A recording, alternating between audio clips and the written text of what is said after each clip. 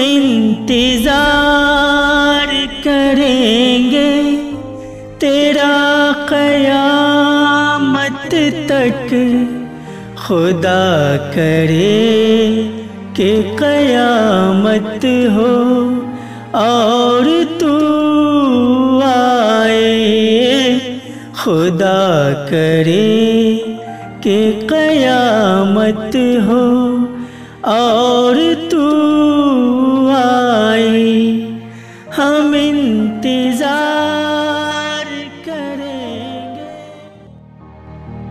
ये गीत तो शायद आपने बहुतेरे बार बजते हुए सुना या फिर देखा ही होगा, क्योंकि मोहम्मद रफ़ी साहब का गाया हुआ ये गीत अपने ज़माने में काफ़ी लोकप्रिय हुआ था। मौजूदा वक्त में इस गीत की लोकप्रियता का अंदाज़ा इस बात से भी बखूबी लगाया जा सकता है कि सियासत की दुनिया में अपनों से चोट खाए नेता भी इस गीत की लाइन को भरी सभा में पढ़कर अपने ख्यालात का इजहार कर रहे हैं। यकीन नहीं आता तो खुद ही सुन लीजिए।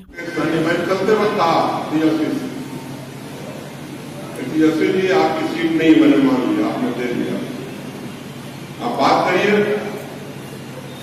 वही हमने चुनाव लड़ा, हम कहाँ जाने वाले हैं आपसे, हम तो आपके साथी हैं, हम तो आपके साथी रहेंगे।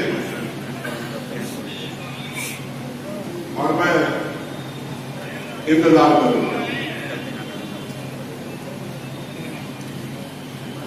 वो आपने ताज महल का गाना सुना होगा, मैं इंतजार करूंगा क़यामत का, खुदा करे कि क़यामत हो और तू आए, है ना?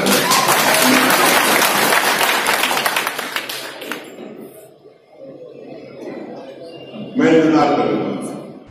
ये है भारत सरकार के पूर्व केंद्रीय राज्य मंत्री और दरभंगा लोकसभा सीट से 7 बार लोकसभा चुनाव लड़ चुके राजद नेता मोहम्मद अली अशरफ फातमी। दरअसल जिस मौके पर उन्होंने इस गीत की लाइन को पढ़ा वो मौका था सियासत में चोट खाए अपने ही दर्द बयानी का। जी हाँ, हुआ यूं कि 2019 के लोकसभा चुनाव के लिए मोहम्मद अली अशरफ फातमी बिहार के मधुबनी संसदीय सीट से चुनाव लड़ने की पूरी तैयारी कर चुके थे।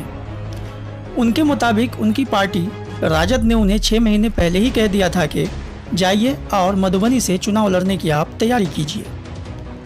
जिसके बाद से ही फातमी मधुबनी संसदीय क्षेत्र में पार्टी कार्यकर्ताओं के साथ मिलकर चुनाव प्रचार प्रसार के कार्य में जुट गए। लेकिन आखिरी समय में ये खबर आई कि मधुबनी की सीट महागठबंधन के घटक दल मुकेश सहनी की पार्टी वीआईपी के खाते में चली गई है और चुनाव लड़ने की तैयारी में बैठे अली अशरफ फातमी को टिकट नहीं मिल पाया। इसी बात से फातमी पार्टी नेतृत्व से नाराज हो गए और तब से लेकर आज तक फातमी लगातार पार्टी पर दबाव बनाने की कोशिश कर रहे हैं।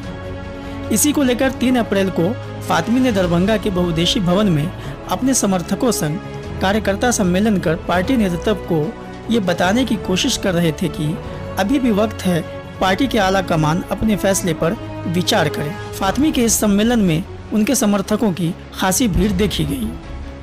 तो आइए हम आपको फातमी के संबोधन की मुख्य बातें सुनवाते हैं कि उन्होंने अपने संबोधन में क्या क्या कहा। और अगर मेरी सियासी शहादत होती है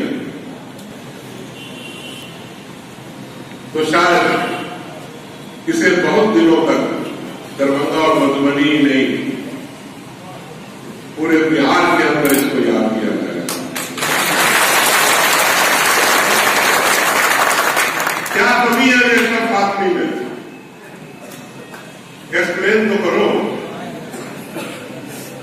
30 साल के अंदर ब्लॉक स्तर की मीटिंग हुई हो, विधानसभा स्तर की मीटिंग हुई हो, जिला स्तर की मीटिंग हुई हो, किसी नेता का कोई योगदान रहा हो तो याद दिला दो। कैसा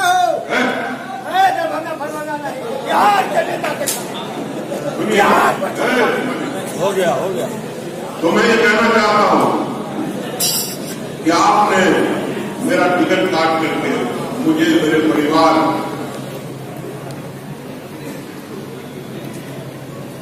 में आप सब आते हैं, कभी अलग मत समझना। सबको आपने एक ऐसी जगह लाकर खड़ा कर दिया कि हम मजबूर हों किसी फैसले पे पहुंचने। मैं जानना चाहता हूं पार्टी से और पार्टी के लीडर से,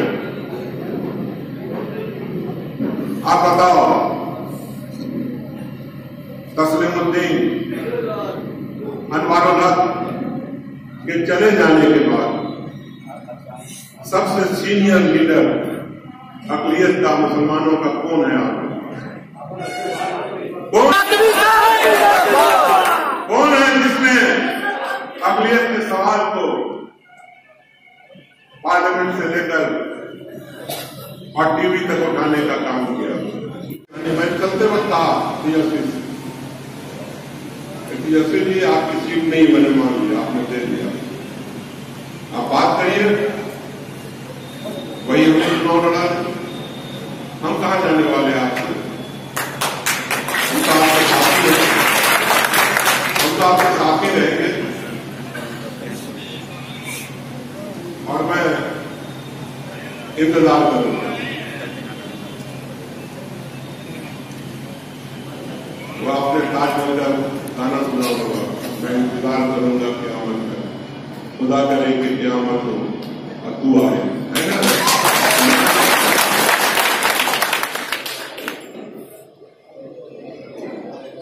मैं इंतजार करूंगा, जब भी सामना करूंगा आप लोगों से पूछ के करूंगा। आज तक यही है कि मुझे उम्मीद है कि मैं आरजेडी के अंदर विश्वास रखता हूं, यकीन रखता हूं। मैं लालू यादव की क़यादत को सलाम करता हूं, मैं तेजस्वी की नई क़यादत को कबूल करता हूं। मोहब्बत को कमजोरी समझा जाएगा तो इस आदमी को और आपको यह कतई मंजूर नहीं होगा। मुझे भी तो कुछ सोचना पड़ेगा साथियों। मैं बता देना चाहता हूं कि दुनिया कभी एक जैसी नहीं रहती, सल्तनतें बनती हैं, बिखरती हैं। यकीन मानो तेजस्वी जी अजीम इमारत खड़ी होगी। मैंने तेजस्वी जी को कहा, वो मैं आपसे शेयर करना चाहता हूं। मैंने तेजस्वी जी से कहा, तेजस्वी जी जब बदन के अंदर सब अंग होते हैं, यानी हाथ होता है, पैर होता है, तो आपको एहसास नहीं होगा, लेकिन जिस दिन हम अपना हाथ पैर खो दीजिए उसके बाद आपको एहसास होता है मेरे पास तो हाथ नहीं, मेरे पास तो पैर नहीं। तो लेकिन बात में तो खोइएगा तो समझिए कि आपने अंग खो दिया। मुझसे कहा गया कि आप इंतजार कीजिए, हमने इंतजार किया। लालू जी, राष्ट्रीय जनता दल, मैं आज भी आपसे प्यार करता हूं, लेकिन आप अपना प्यार और मोहब्बत दिखाइए। कहाँ है वो प्यार, कहाँ है वो मोहब्बत? क्या हो गया, क्या बात हो गई? अरे मैं तो कॉल किया होता, पूछते तो मेरे पहले तो पूछते साला खा के आते वहां से फिर तुम्हारा टिकट कट जाने के बाद तुम्हारी क्या कर दिया है? हैरान करेगा तब। क्या हाल चाल है आपका? आप ये समझ लो कि अब्दुल बारी सिद्दीकी साहब की मीटिंग होती है, आप मुझे बुलाया नहीं, क्या आपने समझ लिया है कि मैं अलग हो गया? अरे कम से कम मलेशिया आदमी का एक वोट तो है। मेरी अब्दुल बारी सिद्दीकी साहब ने मुझे एक दिन कहा कि बापी साहब हम भी 2 चुनाव लगातार हार गए, आप भी दरभंगा से लगातार 2 चुनाव हार गए, क्या बेहतर होता कि आप मधुबनी चले जाते और मैं दरभंगा आ जाऊंगा। मैंने कहा मुझे कोई एतराज नहीं है, लालू जी से बात कर लीजिए। मैं खास तौर से बंबई गया और लालू जी को अवगत कराया कि सिद्दीकी साहब ऐसा चाहते हैं। फिर मुझसे कहा गया कि आप तेजस्वी को भी बताएं। मैं उनकी हारी जाकर के रैली थी, आधा घंटा घंटा बैठ के उनको बता दिया कि सिद्दीकी साहब ऐसा चाहते हैं। अब मुझे नहीं मालूम कि सिद्दीकी साहब ने क्या बात की, लेकिन मुझे मालूम हुआ कि सिद्दीकी साहब भी लालू जी से शायद बोले कि फातमी साहब मधुबनी जाना चाहते हैं, मैं दरभंगा से लड़ना चाहता हूं। अब बताओ मुझे कि अली अशरफ फातमी जिसने अपने 30 साल पार्टी के लिए, आपके लिए लगाए, उसका टिकट अभी तक मैं नहीं समझता हूं अभी टाइम है, अभी तक मना किया जा रहा। मैं दूसरी तरफ बताना चाहता हूं, अली अशरफ फातमी गवाह है। आज लालू प्रसाद जी जेल में है, तो आप लोगों के दिमाग में होगा कि उनको तिवारी जी ने जेल में भिजवा दिया, नीतीश कुमार जी ने जेल में भिजवा दिया, बहुत सारे नाम हैं आपके सामने। मैं गवाह हूं अली अशरफ फातमी, उनको जिस वजह से वो आज जेल में है, आज राष्ट्रीय जनता दल का टिकट उनको भी मिला।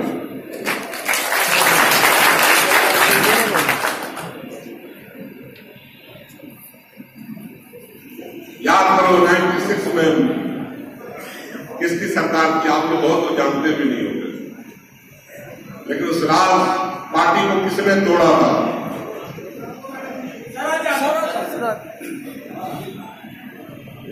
किसने लालू यादव को जेल भिजवाया? आज उसको भी टिकट। मैं महागठबंधन या देश में जो भी घटना हो रही है या हुई है, देश में एक सेक्युलर सरकार बननी चाहिए,